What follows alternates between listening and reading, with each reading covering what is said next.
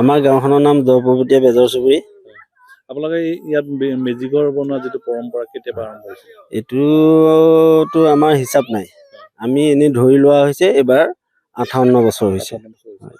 কিমান ৰাইজ একত্ৰিত হয়? আমাৰ ইয়াত 600-650 মানুহ একেলগে বস্তু খোৱা হয়। কিবা কিহৰ আয়োজন?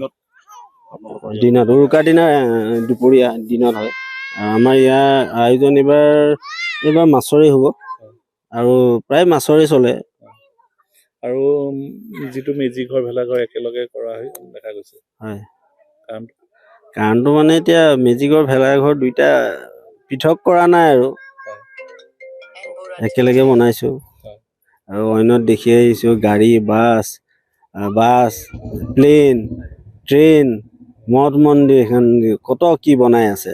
আচলতে নৱপ্ৰজন্মই এতিয়া যিটো দেখিছো ভেলাঘৰ বিহুঘৰ সেইবিলাকহে চিনাকি হ'ব। আকৌ নিউজত কিবা কম্পিটিশ্যন পাতে সেইবিলাকেহে পায় ফাৰ্ষ্ট ছেকেণ্ড। আচল ভেলাঘৰ মেজিঘৰে একোৱেই নাপায়।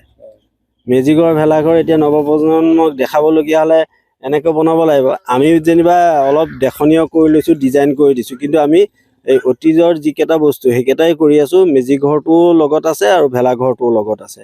আমি সেই মেজিঘৰ ভেলাঘৰেই বনাই আছোঁ আজি ইমান বছৰে। পৰম্পৰাটো আমি ৰাখিছোঁ, খালি অলপ দেখনীয় কৰিছোঁ।